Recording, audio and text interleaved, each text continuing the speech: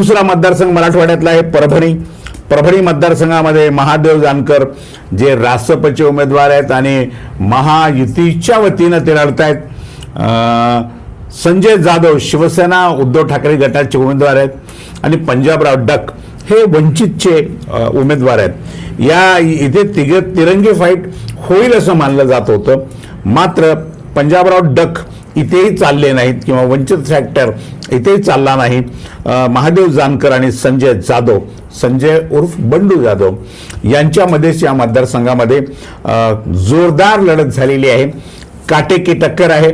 दोन्ही उमेदवारामधला जो कोणी विजय होईल या मतदारसंघामधून त्याचं मताचं जे अंतर असणार आहे ते 10-5 हजाराचं राहील की काय अशी परिस्थिती या मतदारसंघाची आहे. परंतु या मतदारसंघातल्या राजकीय निरीक्षकांना असं वाटतं की इथे महायुतीचे महादेव जानकर हे बाजी मारतील आणि त्यांचं पारडं जानकरांना, या मतदारसंघातल्या जानकरांना आज जड वाटतं. शेवटचा मतदारसंघ हिंगोली. हिंगोली या मतदारसंघामध्ये